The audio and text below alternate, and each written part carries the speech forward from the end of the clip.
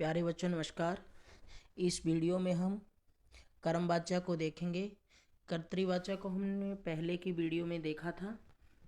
चलो शुरू करते हैं। कर्मवाच्य बनाने के नियम क्या होते हैं, कर्मवाच्य किसे कहते हैं। सबसे पहले कर्मवाच्य की परिभाषा को देखते हैं। जिन वाक्यों में क्रिया कर्म के अनुसार प्रयुक्त हो उन्हें कर्मवाच्य कहते हैं। कर्मवाच्य की सबसे बड़ी विशेषता यही होती है कि इसमें की जो क्रिया होती है वो कर्म के अनुसार होती है। और इसमें दूसरा, कर्ता में हमेशा ही तृतीय विभक्ति होती है और कर्म में हमेशा प्रथमा विभक्ति होती है। इसकी कर्मवाच्य की विशेषताएं होती हैं कि कर्ता में हमेशा ही तृतीय विभक्ति होगी और कर्म में हमेशा ही प्रथमा विभक्ति होती है। और जो क्रिया है हमेशा ही कर्म के पुरुष वचन के अनुसार होती है। जो कर्मवाच्य का सूत्र है 3-1-1 होता है, अर्थात कर्ता में तृतीय विभक्ति होती है और कर्म में प्रथमा विभक्ति होती है और क्रिया कर्म के पुरुष वचन के अनुसार होती है। जैसे उदाहरण से देखते हैं, बालकेन पुस्तकम पठ्यते।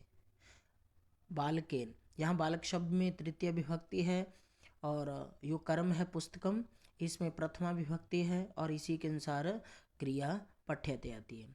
और जितनी भी क्रियाएं हैं वो आत्मनेपद में चलती हैं। कर्मवाच्य व भाववाच्य में जो धातु रूप बनाने का तरीका है उसको देखते हैं। जो मूल धातु होती है, मूल धातु में यह जोड़ते हैं तथा उसके रूप को आत्मनेपद में चलाते हैं। जैसे पठ, पठ धातु में यह को जोड़ देंगे और इसका रूप आत्मनेपद में चलाएंगे तो बनेगा पठते, पठेते, पठनते। इस प्रकार से सभी धातुएं बनाई जाती हैं। जो आकारांत धातु में आ की मात्रा होती है उसके स्थान पर ई हो जाता है। जैसे पा को पियते, धा को धीयते, गा को गीयते और स्था को स्थीयते। इसी प्रकार से चलेंगी।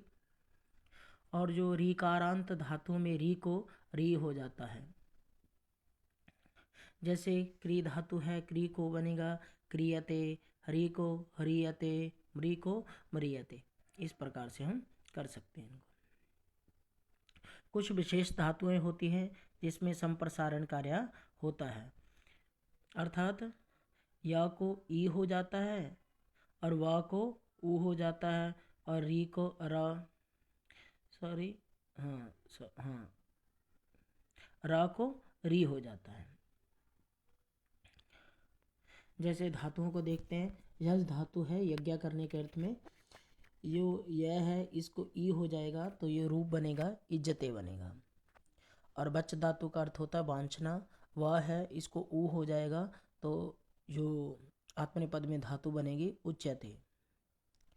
भप का अर्थ होता बोना और वह को ऊ हो जाएगा तो बनेगा उप्यते। वह का अर्थ होता ढोना और वह को ऊ हो जाएगा तो ऊह्यते बनेगा। वस का अर्थ होता रहना तो इसका बनेगा उष्यते। स्वप का अर्थ होता है सोना तो यो वह है उसको ऊ हो जाएगा तो सुप्यते बनेगा। ग्रह धातु का अर्थ होता है लेना तो गृह्यते बनेगा। इस प्रकार से हम इन धातुओं को आत्मनेपद में चला सकते हैं। अब उदाहरण से देखते हैं। रामेन ग्रंथा पठ्यते। राम के द्वारा ग्रंथ पढ़ा जाता है। यो राम शब्द इसमें तृतीय विभक्ति आई है और ग्रंथ इसमें प्रथमा विभक्ति आई है, तो जो क्रिया है वो कर्म के अनुसार आती है। इसी प्रकार से हम रूप बना सकते हैं, क्योंकि जो कर्मवाच्य में क्रिया होती है वह हमेशा ही कर्म के अनुसार आती है, ना कि कर्ता के अनुसार। रामेन ग्रंथो, यहाँ कर्म द्विवचन है तो क्रिया भी द्विवचन आएगी पठेते। रामेन ग्रंथः, यहाँ जो ग्रंथः शब्द है ये बहुवचन है तो क्रिया भी बहुवचन में आएगी पठन्ते। जैसे और उदाहरण देखते हैं। छात्रेण लेखा लिख्यते। यहाँ कर्ता में तृतीय विभक्ति है और कर्म में प्रथमा विभक्ति है और यो क्रिया है कर्म के अनुसार है। लेकिन यहाँ पे हम क्या करते हैं, कर्ता को बदल कर देखते हैं, लेकिन इस पर क्रिया का कोई भी असर नहीं होता। छात्राभ्याम लेखा लिखते, दो छात्रों के द्वारा लेख लिखा जाता है। छात्रै लेखा लिखते, यहाँ जो कर्ता है वो बहुवचन में है, लेकिन इसका कर्म पर कोई प्रभाव नहीं पड़ता और क्रिया हमेशा ही कर्म के अनुसार आएगी, ना कि कर्ता के अनुसार। कर्मवाच्य की ये सबसे बड़ी विशेषता है। आज की वीडियो में हमने कर्मवाच्य को देखा और आगे की वीडियो में हम भाववाच्य को देखेंगे। तब तक के लिए धन्यवाद।